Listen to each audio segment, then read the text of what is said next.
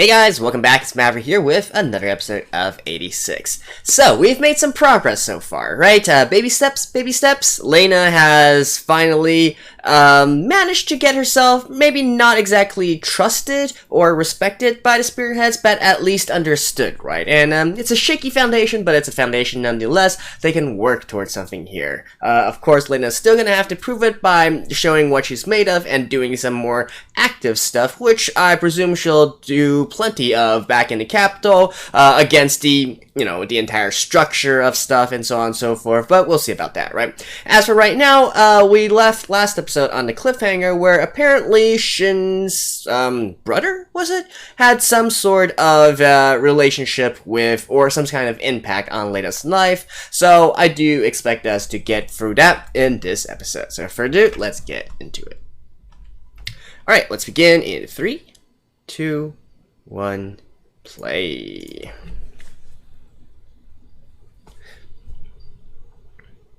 Oh, alright. And that's his, well, no, wait. Her oh, she's actually still in the craft.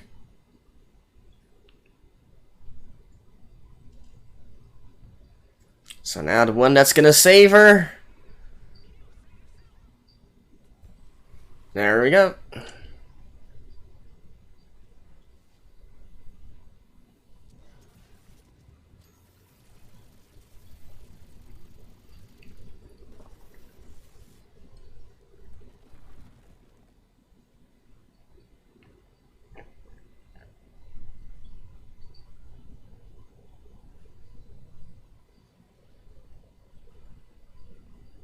There we go.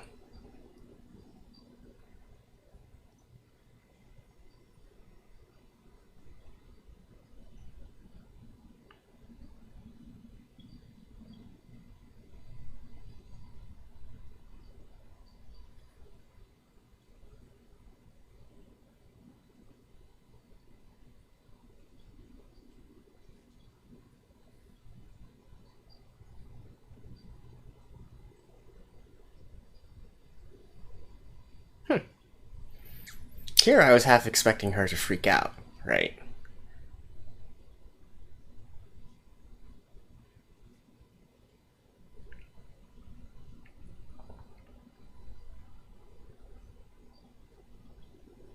Chocolate.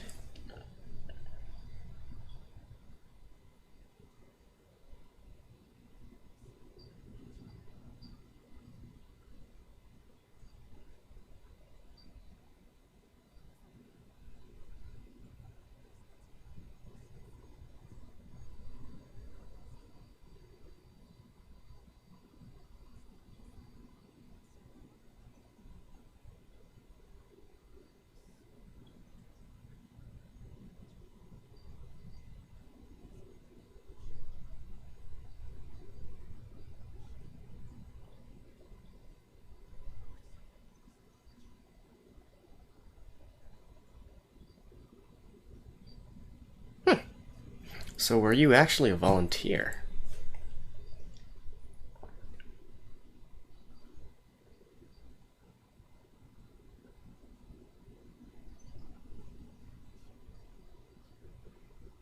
Yep, there you go.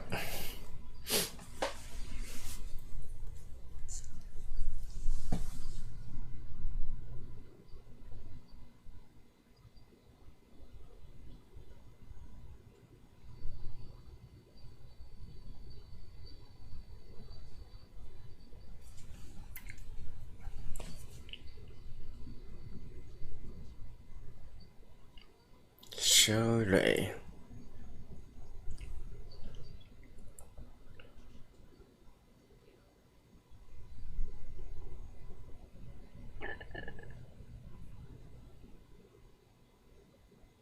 Oh. So they were from the Empire?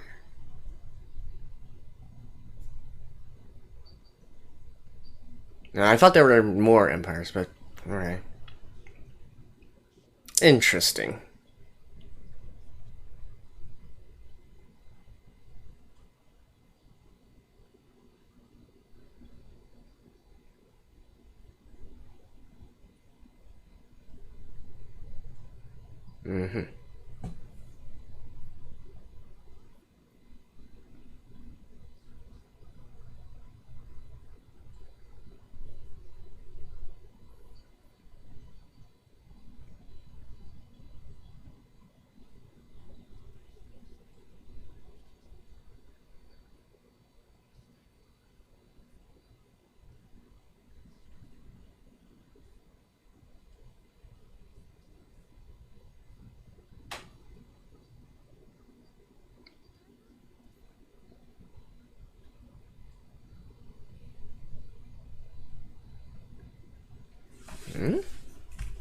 Yeah, I would think his body would be decomposed in 5 years. Or maybe some sort of memento or something.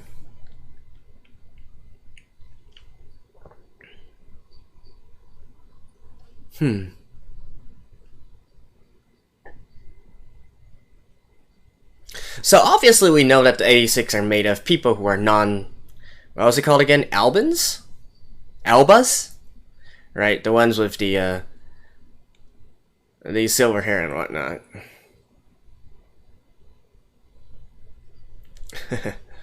Yeah, now that I think about it, this is really sort of like a neo-Nazi regime, right? In a lot of ways.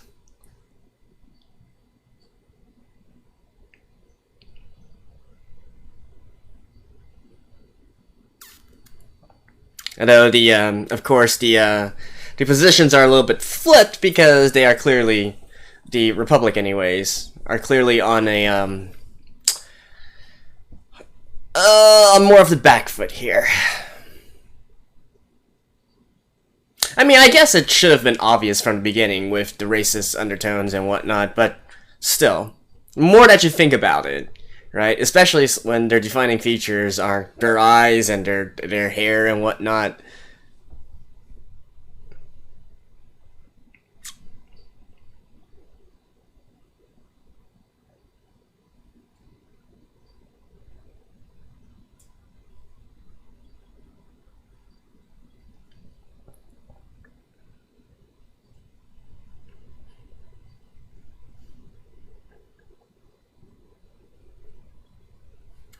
Revolution Festival.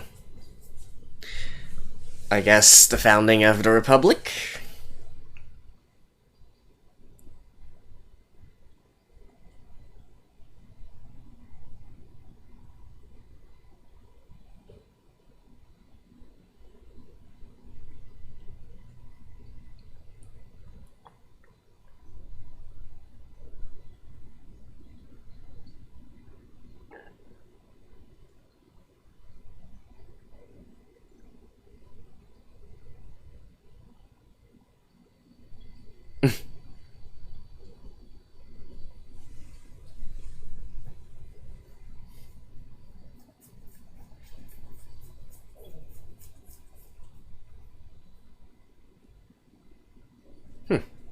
So both of these comes from pretty prominent families. Or is it really all of those in the military?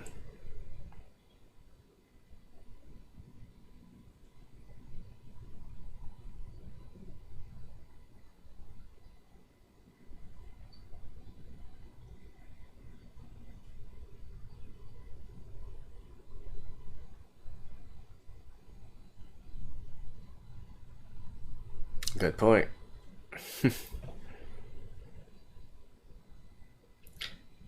So I guess technically, like the war is treated as like a it's a in your spare time kind of thing, right? It's almost like playing a game in a lot of ways.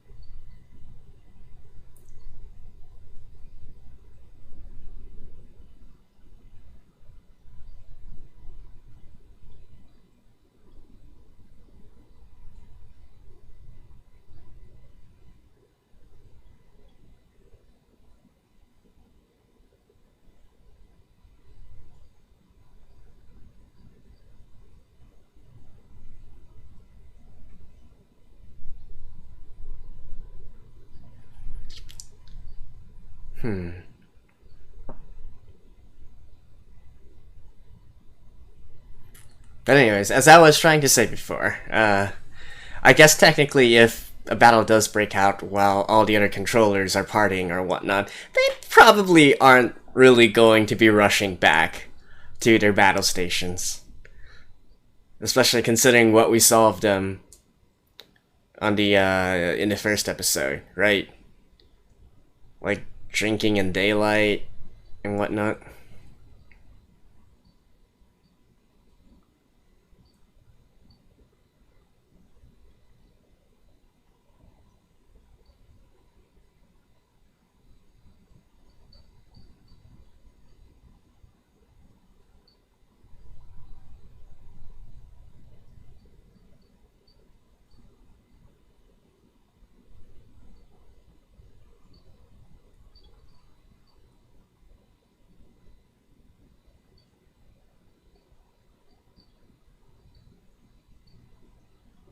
Mm-hmm.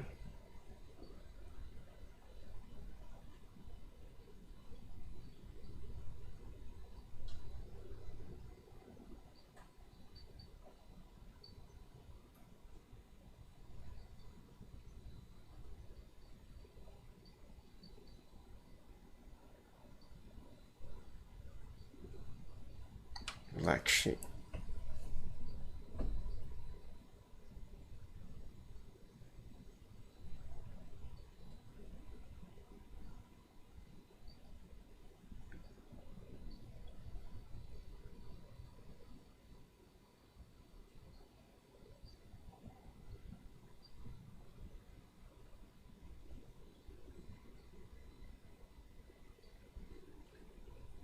I guess this is what did in the other controllers.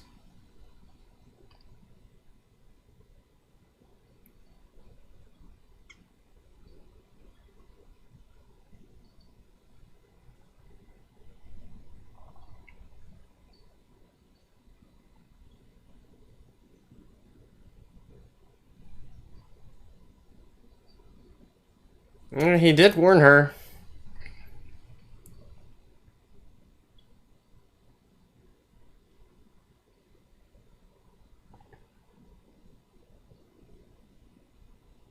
So, it's basically the last words of all those that died? Is that what the Black Sheep did? Huh. Interesting.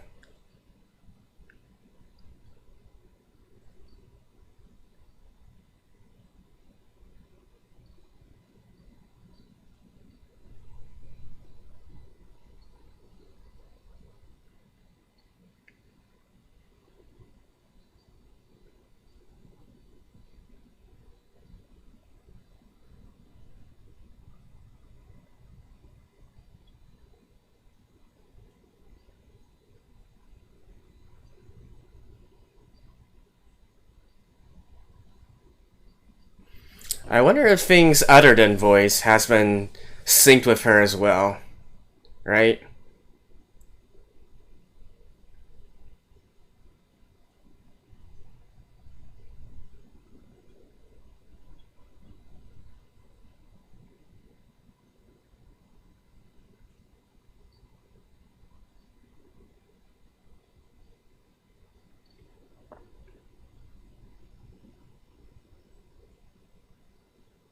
Oh, interesting. So now we're doing it in reverse.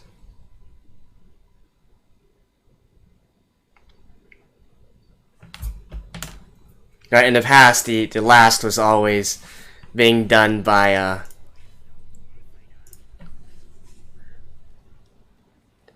Lena, but now the last is done by Shin.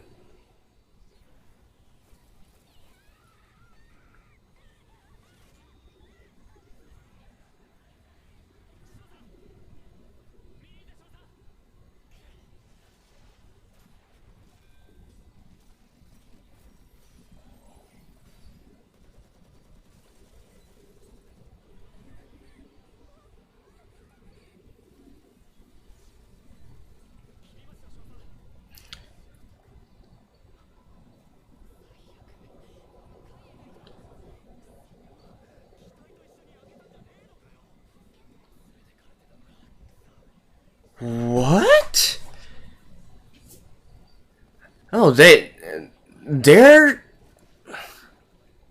huh.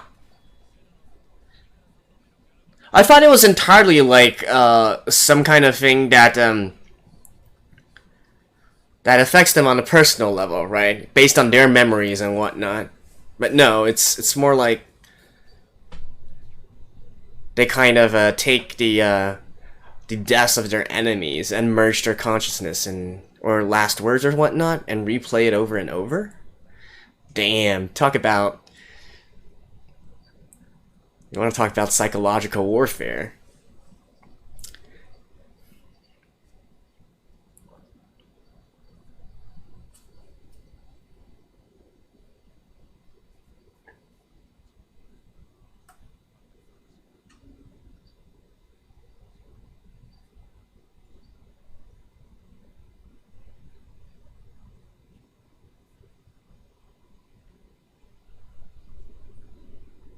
Yeah, I bet she's gonna call at the end of this. Or maybe even right now.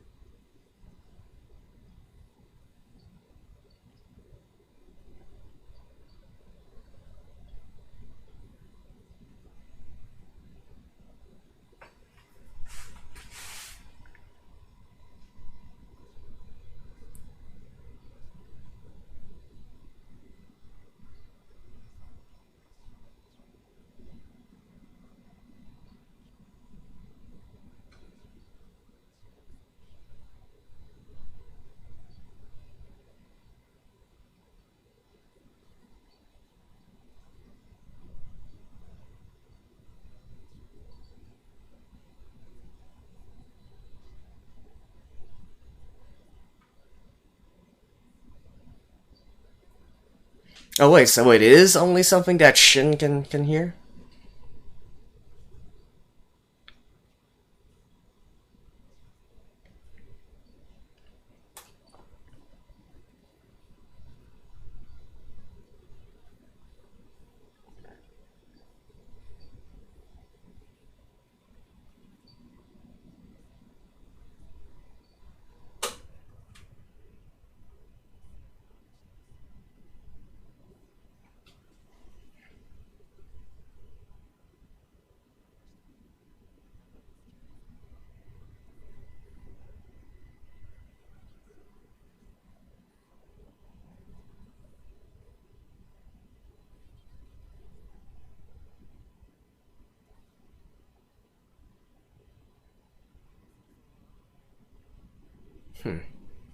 I don't understand. So do the rest of the squad listens to it?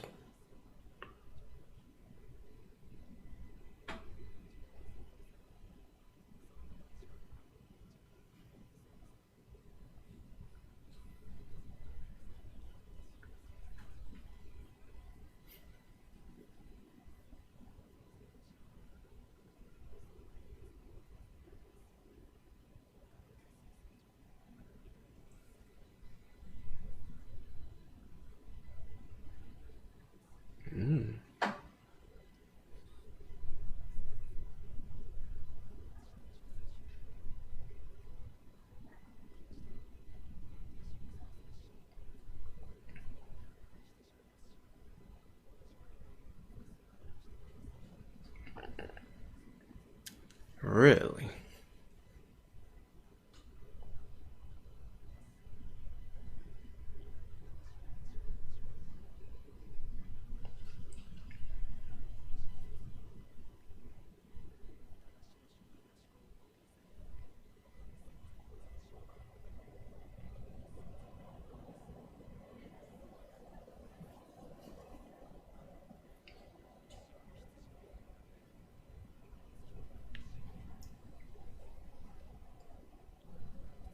So each unit is individual, or do they share their brains?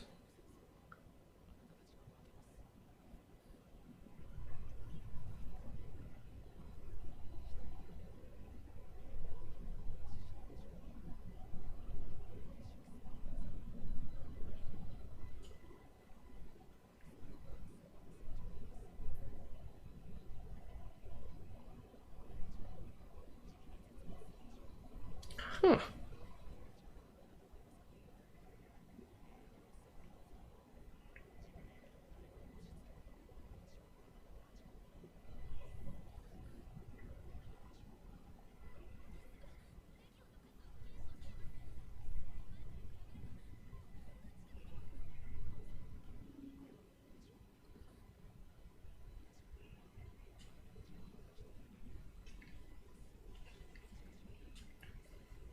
I mean, it was quite obvious from the beginning that, this 2-year timeline obviously can't be true. Otherwise, we wouldn't need to have, like, a continuous story.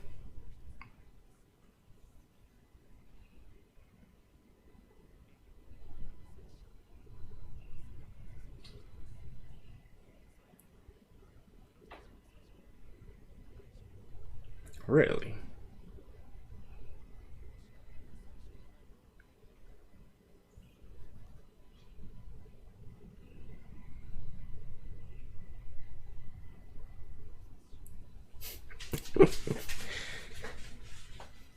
They're like the board or something like that.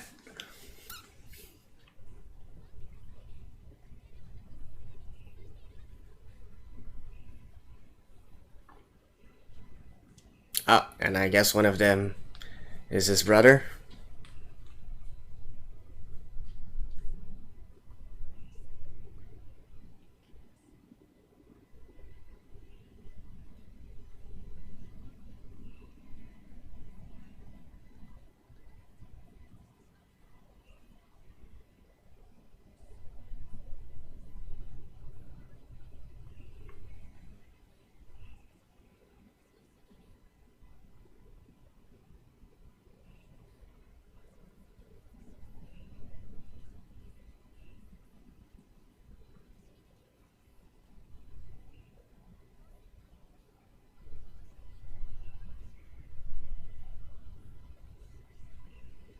What actually happens when their term of service is up?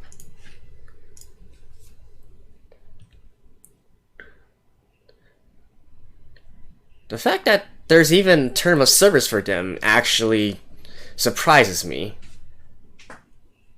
You would think that they're just all conscripted soldiers, drafted to fight until their death, right? That's actually one of the other things that I've always been, been questioning. Okay, it doesn't seem like there's anything else after the end, so let's just stop here, and I'll see you guys after this. Oh, and I was wrong. There's some more after the ending. Let's start this in 3, 2, 1, play. Yeah, he's gonna reveal that it's his brother, right?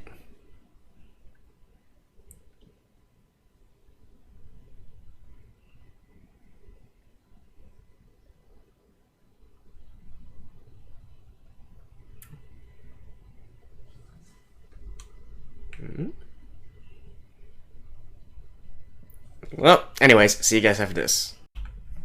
Alright guys, so we got a lot of world building and context from this episode, some of which are very interesting, so let's try to summarize this all, right? So basically Shin, due to some sort of near-death experience while he was young, is able to somehow synchronize, or I guess not really synchronize, but at least listen to the supposed ghosts of the Legion, right? We saw that flashback at the very end there where Shin was being strangled. Not quite sure if that is what caused him his near-death experience, or judging by the scars on his neck, maybe a deeper wound was there, like his head being severed or something of that sort, which caused him to be able to apparently synchronize with these other voices, right? So I guess to the best of what I can gather here, it really only Shin has this ability to hear those voices, and the fact that all the rest of the spearheads, and indeed the fact that Lena can hear it and listen to it, is probably due to the Pararade, right? The Pararade is able to sync together your senses and whatnot, so whatever Shin himself is sensing, the rest can share in that, right? Although it does, I don't know, are they trying to imply also that just because how can I put this? Like the rest of the spearheads, due to their proximity to battle, you know, being battle hardened and whatnot, they have a higher resistance to this kind of how can I say, this kind of mental torment than the other handlers that came before it? Or is it the fact that because, you know, I guess maybe sharing senses versus the pair rate is still a little bit different, right? Or perhaps there's actually two different things that's happening here. One is the sort of ghost voices is one thing, and then the other is the actual sounds that normal humans can hear, right? I don't think it's entirely clear here how exactly you know, this is all shared and whatnot. Or I guess it could also be a case where because Lena is using her pair rate to synchronize with all of them, you know, the rest of them can actually listen to this because Lena's pair rate is being active, right? If her pair rate is cut off, then maybe the rest of them, they only have like normal comms and they don't really have the ability to share senses. I think that also maybe makes sense. I'm not sure if that's really relevant in all that, but and you know, it does pay to sort of try and figure out the entire workings and mechanisms of this, right? But anyways, the entire concept is indeed intriguing, I guess. The fact that, you know, utilizing spare brains is able to power a CPU, you know, the Legion better than what they normally have. You gotta wonder, though, if that were the case. And, you know, they mentioned that the Legion were originally entirely AI, right? And then they somehow turned on their own creators and basically took out the entire empire. If that were the case, though, wouldn't there have already been lots and lots and lots of other brains that were utilized by the Legion in order to replenish their aging CPUs and whatnot? So it wouldn't be only those from the Republic, but also from those in the Empire as well. And if that were the case, then it kind of brings up the question: what if there was this one big mastermind behind all of this, right? The one leader of the Legion. You know, we are Legion, we are immortal and whatnot. And then that guy is the leader, right? Maybe he willingly put his brain into the Legion, and so he is the literal brain of a Legion, or something of that sort. I feel like that's also a development that could become possible. But obviously here, they're really trying to emphasize the point of, hey, your comrades and whatnot, they will be integrated and then basically used against you as well. Originally, I thought there was actually a very clever psychological warfare kind of tactic employed by the Legion to basically use the you know, the dying words of your comrades and whatnot to strike fear and terror and despair in your enemies. But apparently, this is supposed to be an inadvertent consequence of, you know, everything that's happened and whatnot, which you know, cool.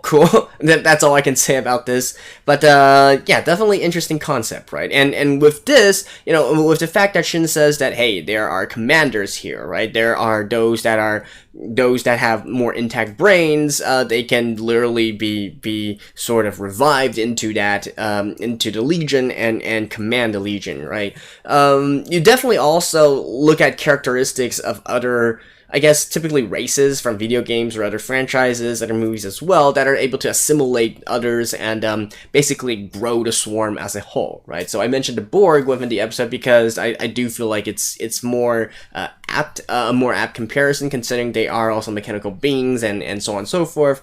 But I mean, you could also take like the Zerg swarm from StarCraft, something of that sort, right?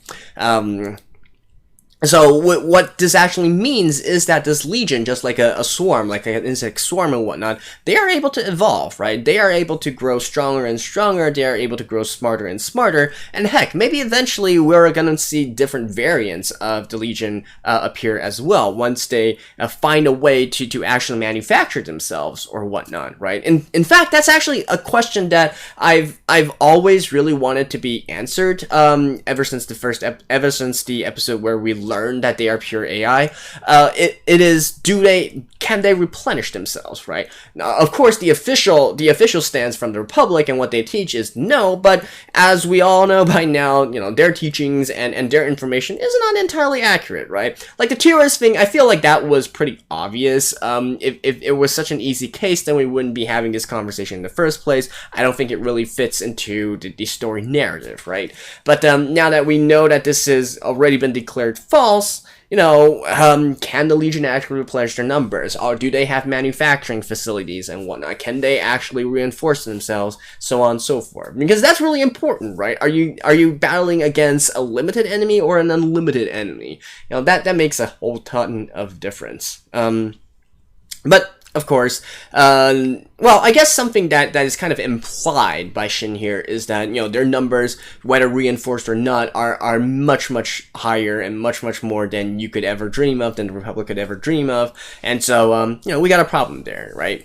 Now, how exactly is Lena going to handle this situation, right? Because I don't think running off and being all doom and gloom about the entire situation, trying to convince the top brass that, hey, look, I got this information, this 86, he can listen to the ghost voices of the soldiers and whatnot, and give all this information. I don't really think that's going to cut it, and that's not going to be enough to convince anyone that this is actually a big threat, right? So that's definitely not the way to do it, although knowing Lena, she probably will do something like that of some sort, which is, but we'll save that for later, right?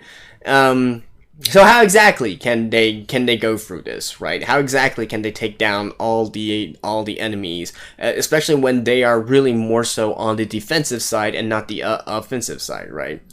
No, thinking about this, probably the easiest way to shut down all these machines is to upload some kind of virus into them or whatnot, right? That seems to be like the easiest way out of all of this.